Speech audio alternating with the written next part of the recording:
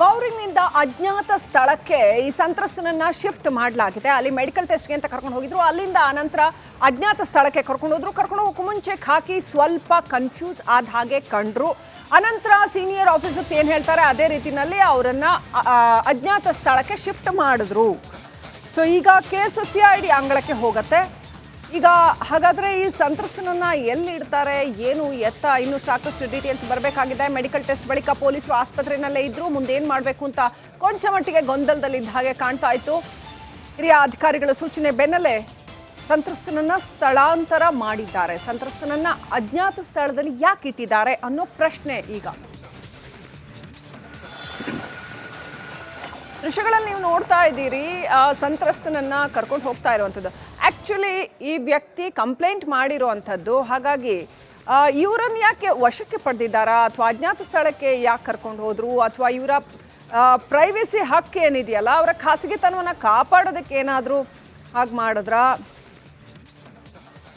Next update ಪಡ್ಕೊಳ್ಳೋಣ. ಪ್ರತಿನಿಧಿ Madesh connect ಆಗಿದ್ದಾರೆ. ಮಾದೇಶ್, ಈತ ಕಂಪ್ಲೇಂಟ್ ಕೊಟ್ಟಿರುವಂಥ ವ್ಯಕ್ತಿ, ಈತನ ವಿರುದ್ಧ ಏನಾದರೂ ಇನ್ನೊಂದು ಕಂಪ್ಲೇಂಟ್ ಏನಾದರೂ ಆಗಿದೆಯಾ? ಈಗ ಪೊಲೀಸರು ಈತನನ್ನ ಅಜ್ಞಾತ ಸ್ಥಳಕ್ಕೆ ಯಾಕೆ ಕರ್ಕೊಂಡು ಹೋದ್ರು ಅನ್ನೋ ವಿಚಾರಕ್ಕೆ ಸಾಕಷ್ಟು ಅನುಮಾನಗಳೇ ಹೇಳ್ತಾ ಇದೆ. ಅಥವಾ ಇವರ ಖಾಸಗಿತನದ ಹಕ್ಕನ್ನು ಸಂರಕ್ಷಣೆ ಮಾಡೋದಕ್ಕೆ ಕರ್ಕೊಂಡು ಹೋದ್ರಾ, ಅಥವಾ ಇವರನ್ನು ಏನಾದರೂ ವಶಕ್ಕೆ ಪಡ್ಕೊಂಡಿದ್ದಾರಾ?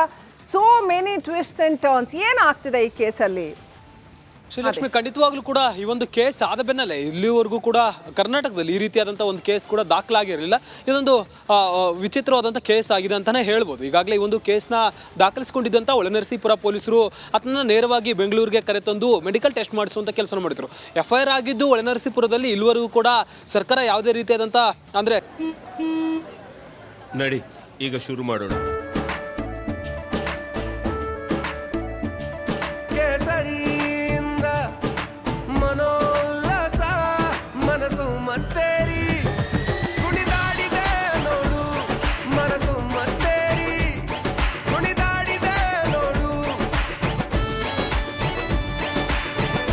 ಕ್ಷಣ ಕ್ಷಣವೂ ಆಚರಿಸಿ ಕೇಸರಿ ಹಬ್ಬ.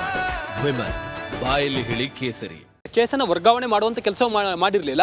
ಆದರೆ ಮನವಿ ಮೇರೆಗೆ ಆತನನ್ನು ಬೆಂಗಳೂರಿಗೆ ತಂದು ಆತನನ್ನು ಮೆಡಿಕಲ್ ಟೆಸ್ಟ್ ಮಾಡಿಸುವಂಥ ಕೆಲಸನೂ ಮಾಡಲಾಗಿತ್ತು. ಅದಾದಮೇಲೆ ಎಲ್ಲಿ ಕರ್ಕೊಂಡು ಹೋಗಬೇಕು, ಒಳನರಸೀಪುರ ಕರ್ಕೊಂಡು ಹೋಗಬೇಕಾ ಅಥವಾ ಎಲ್ಲಿ ಕರ್ಕೊಂಡು ಹೋಗಬೇಕು ಅನ್ನುವಂಥ ಕನ್ಫ್ಯೂಸ್ನಲ್ಲಿ ಅಲ್ಲಿನ ಲೋಕಲ್ ಪೊಲೀಸರು ಅಂದರೆ ಒಳನರಸೀಪುರ ಪೊಲೀಸರು ಕನ್ಫ್ಯೂಷನ್ನಲ್ಲಿದ್ದರು. ಅಷ್ಟರಲ್ಲಿ ಮೆಡಿಕಲ್ ಟೆಸ್ಟ್ ಎಲ್ಲವೂ ಕೂಡ ಮುಗಿದಿತ್ತು. ಈ ಒಂದು ತನಿಖೆಯ ಹಂತದಲ್ಲಿ ಈ ಒಂದು ಮೆಡಿಕಲ್ ಟೆಸ್ಟ್ ತುಂಬ ಇಂಪಾರ್ಟೆಂಟ್ ಸೆಷನ್ ಆಗಿರೋದ್ರಿಂದ ಆ ಒಂದು ಪ್ರೊಸೀಜರನ್ನು ಅಧಿಕಾರಿಗಳು ಮುಗಿಸಿದ್ರು.